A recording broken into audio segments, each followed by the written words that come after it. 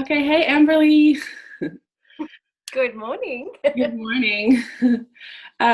Today I'm chatting with Amberley, who is a midwife and gives breastfeeding support to women all over the world, women and families. And I am Anne Catherine, a birth and postpartum doula here in Italy. And I've woken up at 5:30 in the morning. I guess that's how much I like to talk about breastfeeding.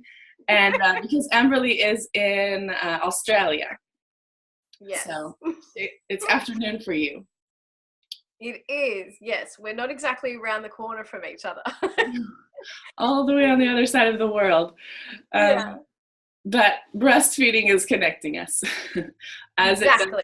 everybody in the world. Yeah.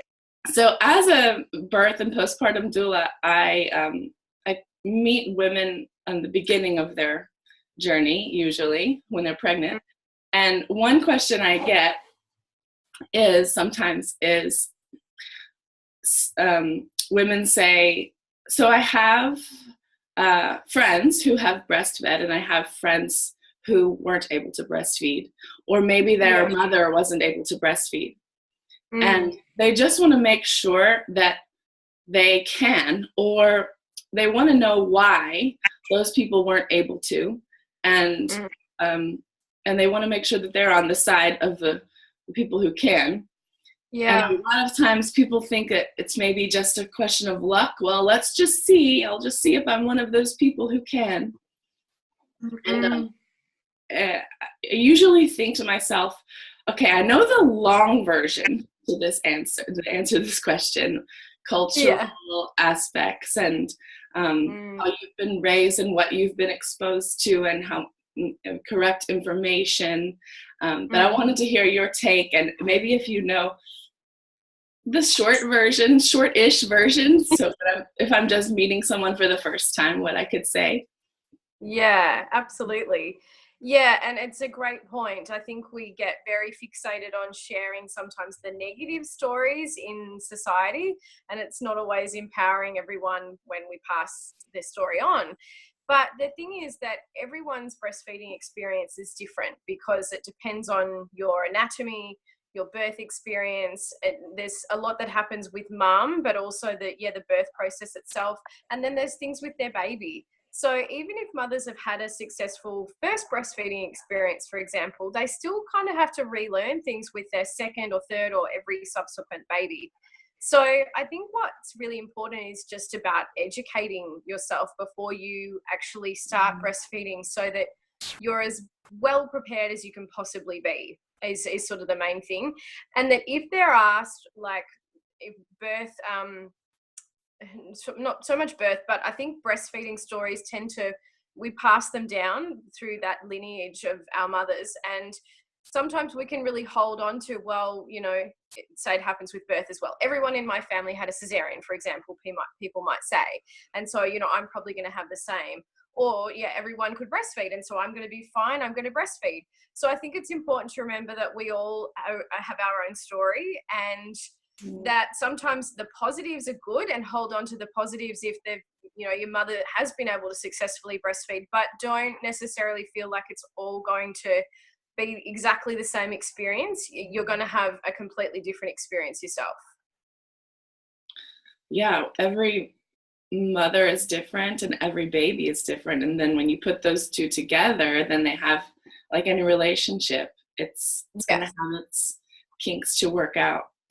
Yeah, exactly. Yeah. So true. Yeah, so it wasn't really a very compressed version of what you were asking, but it's a really good start, because I think that mothers, that's the first step, is just thinking about the stories that you've been told, and kind of being open to this person that's going to be coming into the world. And we don't know who that person is yet, and what they're going to like and not like, and be afraid of or not be afraid of. And so true.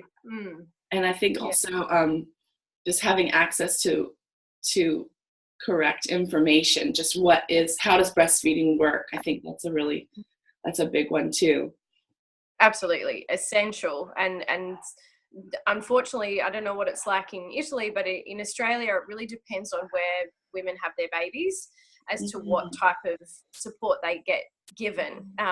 Some hospitals, the private hospital setting especially, is quite supportive of formula in hospital and quite an early introduction of formula, because they're wanting babies to gain weight quickly and things like this. And introducing formula so early is never going to necessarily help a mother's breastfeeding experience. Whereas, we have models of care that are midwifery-led care. And so, these mothers, statistically, there's much higher rates of breastfeeding for mothers that have that. So I think it's important wherever you are in the world to look at the statistics at that space that you're birthing, whether you're birthing at home or in hospital, and explore that as opposed to just focusing on their birth, but look into how successful they are with sending mothers home successfully breastfeeding, and how much support do mothers get after they've taken their baby home. Mm-hmm. And so you go to mothers' homes in Australia? I do, yeah. I work with women over the first 6 weeks, or maybe just the first 2 weeks if they're happy with that, or I just do, a couple of appointments at the start. And so depending on where they are, if they're still in hospital, I'll go to the hospital, or I might go to their home. But I also do a lot of Skype appointments or just FaceTime for women all over that are in all parts of the globe that might not necessarily have access to good breastfeeding information. So that's sort of a really handy way that I can deliver that. And I also have made a video series because I just felt that I don't know what it's like where you are, but breastfeeding education is very outdated and it's so uninspiring. A lot of it is mothers in the 80s with very outdated hairstyles and stories. And I looked at it at the start of the year and just thought, I have to do something about this. This is not inspiring to the mothers having babies today. And I just think all of it needs updating, because breastfeeding isn't daggy. My whole passion is about making breastfeeding cool and speaking to the modern women. And so I've created a video series just to educate mothers in pregnancy or after they've had their baby, so that they can see footage of mothers birthing and then breastfeeding their babies great. within the last 12 months. So I just think we're in a world that we want to be delivered information that speaks to us. And so that's what my videos are all about. But also, benefiting women that they don't have to travel, go to a class. We're all time poor. Going to a birth class is a big enough deal. So maybe a breastfeeding one is too much. But you can just watch these videos from your phone, on your in your lounge room, wherever. And just get some good information before you actually go into the birth. So I think it's all about bringing confidence and having mothers feel that they, have done something before they've had their baby, and they're feeling that they're better prepared. And certainly in my experience, the mothers I work with who have done some sort of breastfeeding education in pregnancy, I can always tell. It's so clear because they just have an understanding of how to hold their baby, how to follow the process of the birth, breast crawl. And so, they just sort of know how to let things unfold, and they have a different sort of approach going into it. Definitely reflects positively on their whole breastfeeding journey. Great. So you even have breastfeeding women, different women in the videos, so we can the example. Absolutely, real women having breastfeeding, not just graphics or anything like that. I've been lucky enough that many of the clients I've worked with, I've just said, would you be open to being part of the video series? And all of them actually said yes. So I'm so happy for you to film whatever. So all of my videos feature my clients, which is really cool. Yeah, that is wonderful. So do you ever have do you ever meet someone who is far away, and you think maybe your services would be beneficial, but also someone who is physically present so that they can see the latch and things like that? Like when is it more important to also have someone who is physically with you? depends on the scenario, obviously. Like I have had a lady recently who wanted assessment for a tongue tie. And so while there's a portion of that I could go through with her over a video appointment, by asking about her attachment, the pain, any damage that she was experiencing, her baby's weight gain, all this sort of thing, there was still parts of it that obviously I can't look thoroughly inside the baby's mouth. So I did encourage her to go and just have it assessed. It didn't sound to me like she needed to do anything immediate, but I still thought that it was important that she had it reviewed. So I did recommend her to see a lactation consultant in her area. Yeah. And maybe also if there's pain in the latch. Yeah, well, yeah, absolutely. And again, it depends on the scenario, because pain isn't like pain that, I mean, it doesn't sound good that we want women to go through pain, but there is a level of discomfort with a mother's nipples adjusting to breastfeeding. So it's not always a bad thing. And for some mothers, depending on their anatomy, like their skin type, how much melanin is in their skin. Typically mothers who burn easily in the sun have quite significant nipple damage. And, you know, then mothers that, you know, don't have any issues with that, have got a lot more melanin, they tend to have no issues with nipple damage. So it depends on the mother. So it's not always a bad thing, pain, but there are the other parts that I look to make sure that a baby is still attaching properly. Hopefully mothers can get to a place after that attachment is subsided, that the breastfeed is comfortable. They can still feel that strong drawing sensation from their baby, but, you know, they can sit through the feed. Yeah, but otherwise I just recommend some amazing products just to accelerate wound healing and just help her nipples cope with that process of a baby getting used to breastfeeding and that adjustment period for her. Do you have those products on your website?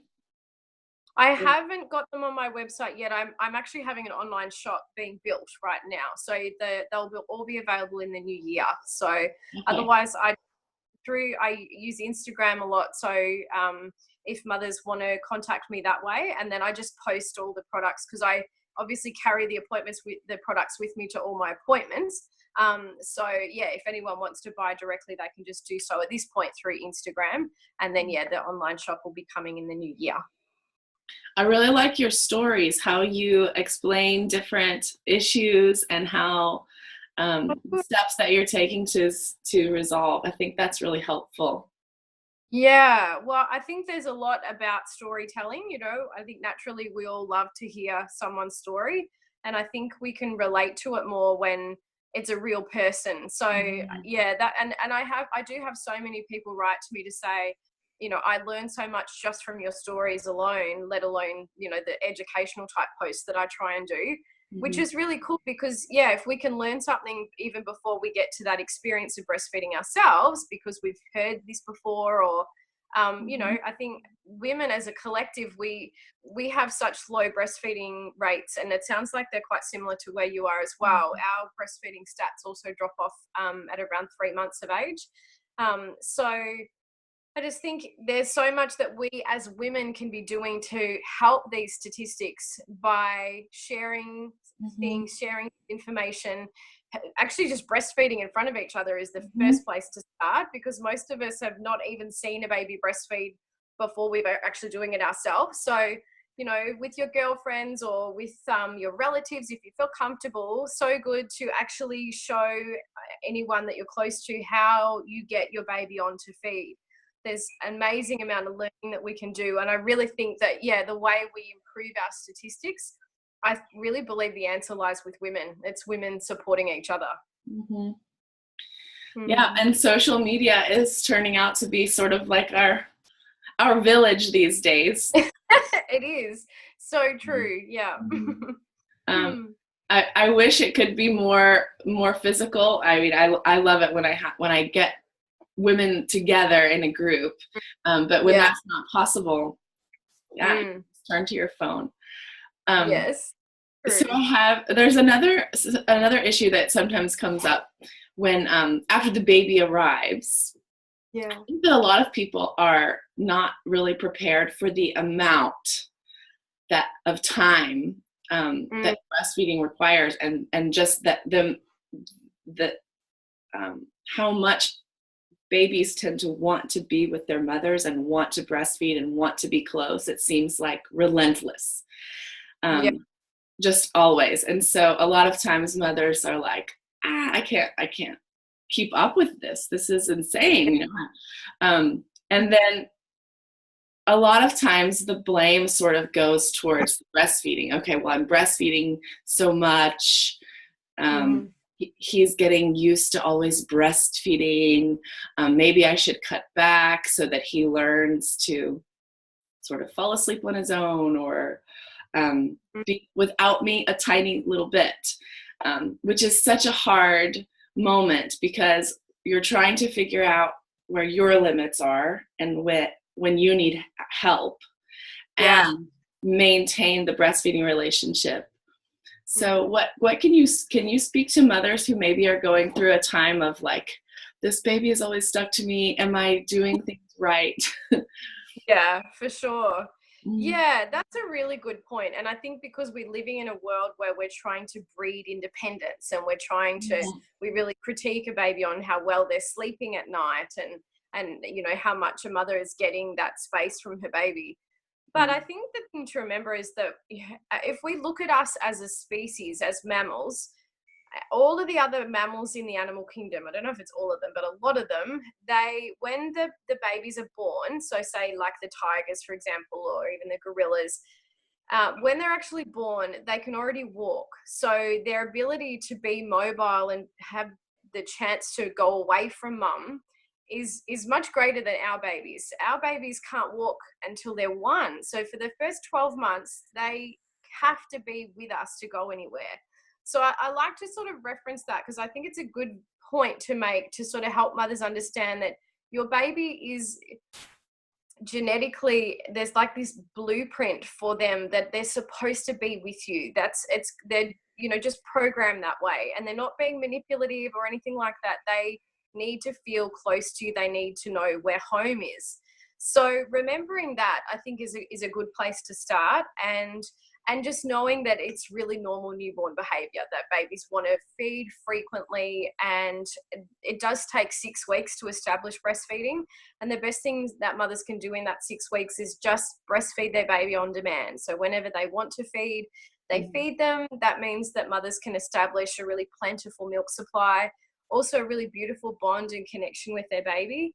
And then babies do start to stretch out and have a few more hours in between their feeds, but remembering that, they're supposed to be close to us, and it's all part of the survival of our species, really. And that if mothers are having trouble with it, then, you know, investing in a sling or a baby carrier is really a game changer. Or otherwise having the chance to have someone around that they can sort of say, can you just hold this baby or put them in the carrier so that mum can have a bit of a break. I think, calling on your village is really important. If mothers are finding it a bit overwhelming, understandably, at the start, but the main message with that is just to know that it's really normal. Yeah, and it's so important also, that village, again. That's why I became a doula, because it's not the baby, it's not you, it's just a really intense, hard time at the beginning, and we all need support, and the support, it really should continue. We need each other to get through this parenting thing. Yes, absolutely. Yes. Sorry, my daughter's back. Hi. Do you want to say hi? Yeah. Okay, well, can I just finish this? And then we can, darling. Just wait with me. Good girl. Sorry. Do you want to come say hi? No, she's too shy. Okay. Well, you can tell her we're almost done. We're just saying goodbye. I just wanted for you to just say what your email address is and your Instagram, and just to say goodbye.